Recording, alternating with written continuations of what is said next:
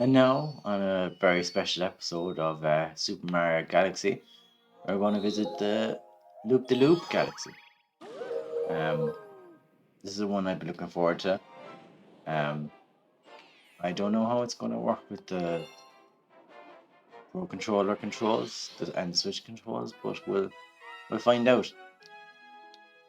Um, the thing about Super Mario Galaxy's diversity of mechanics, it means that you can have this very cool mini game, which is oops, collect those, um, which is surfing across this rather good looking stretch of water, and it might never occur again. I don't know if it actually does. Maybe it does a second time, or maybe in Super Mario Galaxy. But again, you're talking about such rich ideas that they can use it once and then just cast it aside. There are so many ideas to go around. They don't need to sort of spare them. Um, so this guy asks, "Are you a surfer, dude? Oh, but this is your first time race surfing, right? Well then, let me show you the ropes. So now let me explain. Try to match the guide on the bottom right. Okay, yeah, that's the basic position. To turn left, twist left in that starting position. So like this. Yeah, dude, correct. That's how you turn left. To turn right, you've just got to twist to the right. Great. That's how you turn right. Then all you need to do is hold down B to speed up. That's all I need to know. Now give it a go in the course. So, uh, yeah, he.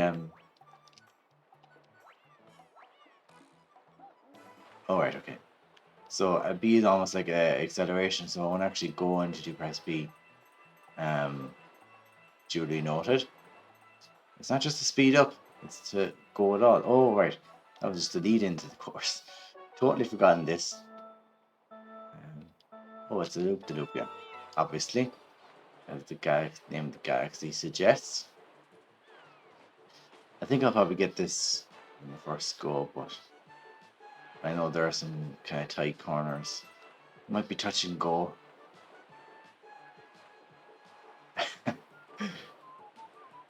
Yeah, again, this is the kind of thing that is so good and fun, and they have so many ideas to bandy about that they don't even need it again. Or they might only need it once. Oh wow, whoa, wow, whoa! Oh no! Mario meets a grisly death riding on the back of a manta ray. We'll try it again.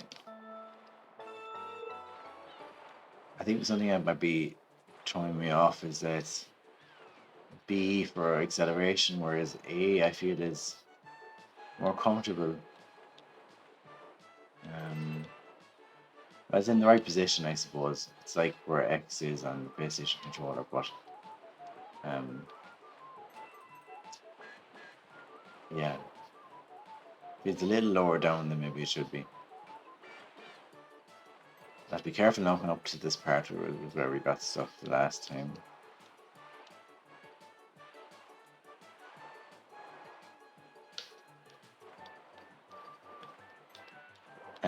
There's a very good book called Reality is Broken, I think it's called, by Jennifer McGonigal, I think. Apologies to the author if I've got her name wrong, but it kind of talks about the importance of uh, gaming being sort of a safe space in which to fail. You know, part the game can always teach you something about yourself because there's no incentive for me to complete this. There's no one is going to uh, watch over me and make sure I get it done. It's purely just for the satisfaction of beating it, and that's that's a good bit of self motivation to find within yourself. You know, like this is really hard and it's challenging. I'm gonna try loads of times, but and when I do get it, nothing will change. You know, there will be no reward. There won't be any financial or career gain from it. But yet we do it anyway. So I think she's saying that those kind of principles of encouraging people to motivate themselves just for the sake of doing something doing it just for the sake of doing it. Um, can be introduced to other sectors. And, um, she does make the argument though that everything could be a game, everything can be gamified, and I don't particularly like that. So I don't want that kind of. I don't want everything to be a game because otherwise it'll ruin what actually is a game. There's nothing else here to do in Good Egg Galaxy, so we'll go to Honey Hive and see what we can find out. Hopefully it's not. Oh yeah, right. The yeah, this one involves knocking. Maybe I'm wrong. Anyway, yeah, that's a good book. Still, I recommend it.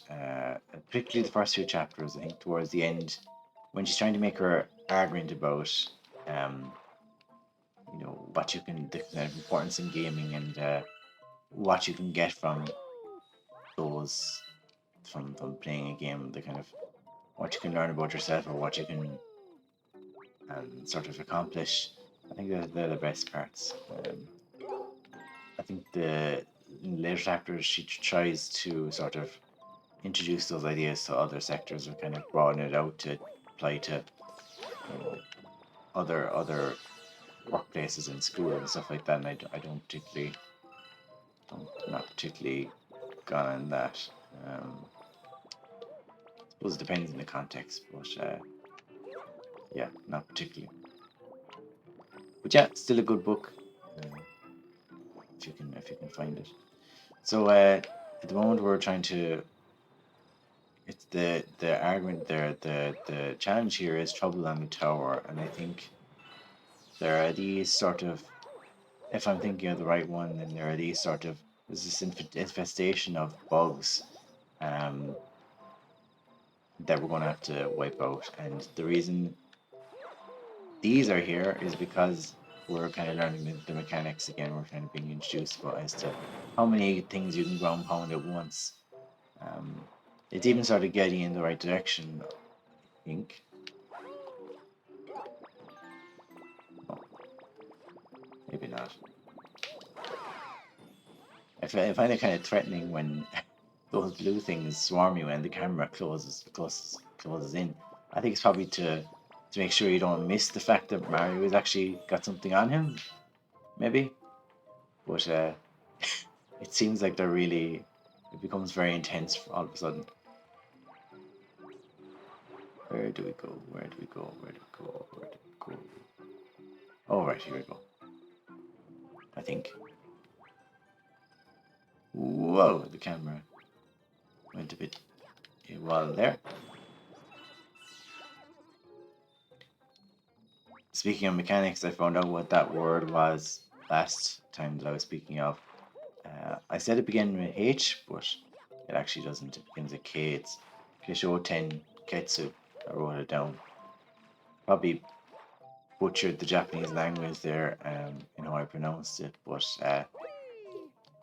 yeah, it's that. It's the idea that in Mario and Zelda, I would argue as well, and probably Pokemon and stuff like that, and Metroid, they introduce a concept, develop it, twist it, and then expand it. Oh, great! Some real cool. Or twist it and then sort of, oh god, sort of throw you into the eternal abyss, and then you kind of meets a climax at the end. So, for example, I was thinking of the idea of Zelda's bombs. So, first you get the bomb, and they show you how to use it and what you can blow up. You can blow up doors, you can blow up enemies. Great, that's your introduction.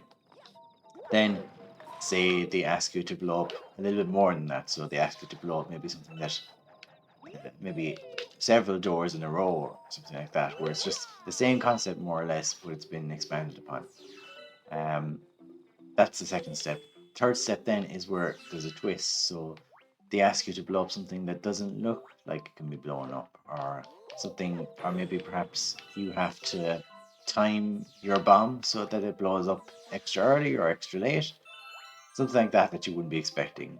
And then finally, you use all those skills together, usually in the form maybe of a boss encounter where you have to do a few different, you have to use lots of bombs at once or something, or do it several times. I'm sure we could actually outplot this just in this very, just in this very level. You know, we were introduced to the ground pound just there, and now we're kind of using it a bit more and use it in different situations. Oops. My favorite of all Mario's jumps is the wall jump. That's just my favorite. You can get such height with it. Like here, we're gonna do it again. Spin the controller and go to a boss, maybe, or not yet, but close to something. Oh, right, okay. I'm actually thinking of another level where you have to beat up these purple dudes, and not these wigglers. What? Oh,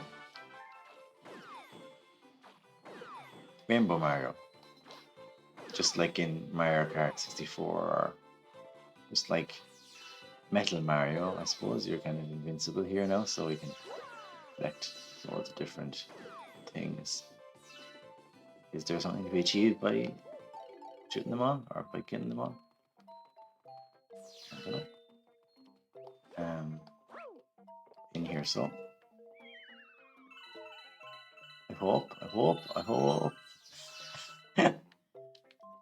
Oh, it's quite the fall. Oh yes, okay, Mandibugs. Okay, so I was right. So it's these purple guys. We're gonna have to use ground pound to take care of them. But sometimes they kind of charge you, so that can kind of corner them as they back up. They're not too great at all reversing. Very good going forward, but not very good reversing.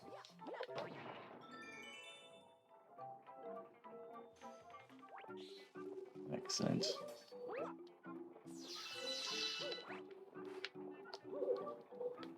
And we'll climb the windmill.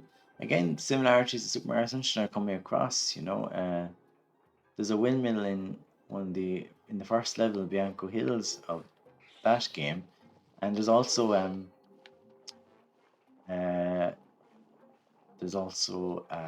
surfing minigame. So what is that about? Where they this Mandibug now is really steamed, so we're gonna have to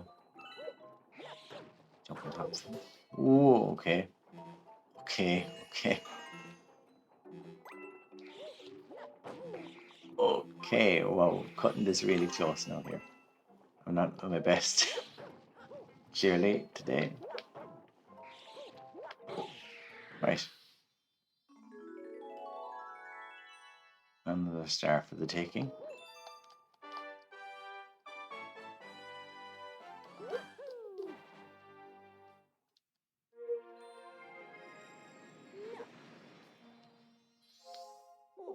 That's number 7. We might actually have unlocked, yeah, a new galaxy now here. So, and a hungry Luma as well. So, like in an earlier chapter in the Good Egg Galaxy, there was a Luma that was very malnourished and needed to be fed. And is this what's in here? Oh, flip switch. Again, another great mechanic here. This gets used in Super Mario, lots in Super Mario Galaxy and Super Mario Galaxy 2 and Super Mario 3D World as well, I think. They have flip switch challenges in that. You might die actually here because it can be a little tricky.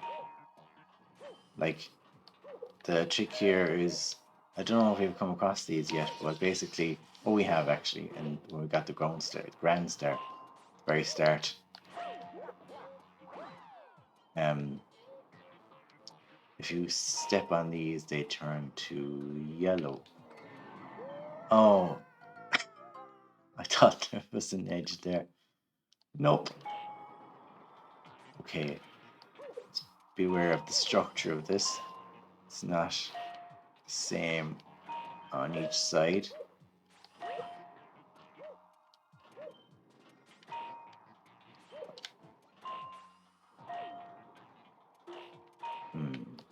Okay.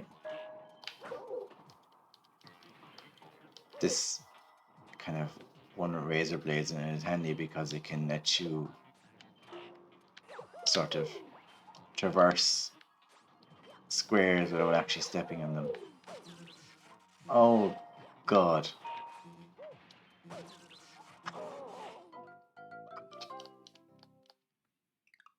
Not going well today.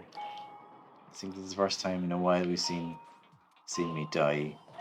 It's the first time since we started this Let's Play that you've seen me die, so die a couple of times in a row anyway. We weren't dying when it came to the surfing because that was fun and easy. We died once, but it's not too bad.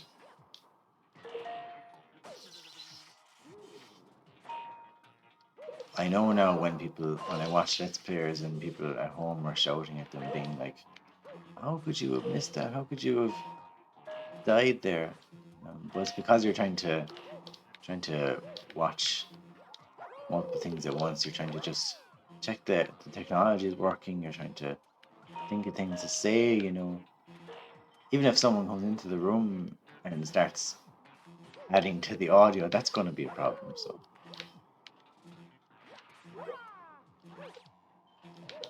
oh god. Right, we will get there. We'll get there. This is just a sort of trial by fire. This is the first time I've sort of had a hard start so far. So please forgive me. Okay.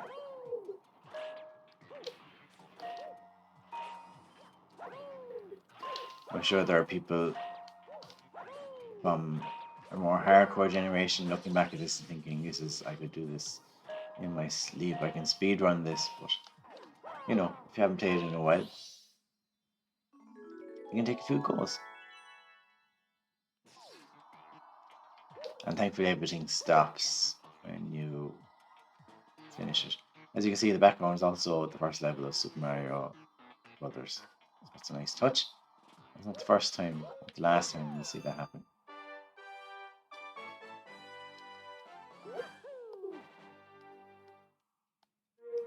I think that's star number 8, so we're actually off to our very first boss battle. First proper mini boss, as such. Our first encounter with Baby Bowser Jr., Young Bowser, whatever you want to call him. So he's just warning us that whatever Grand Star they have from this locality, from the terrace or whatever, could be put to evil uses over here in Bowser Jr.'s something robot reactor. Oh yeah, so we get to fight that guy up there. You can see him in the sort of thumbnail. So we'll do that next time. We got 3 stars this time, so we're up to 8. So thanks everyone for joining, and remember to keep liking, sharing, and subscribing. Thank you.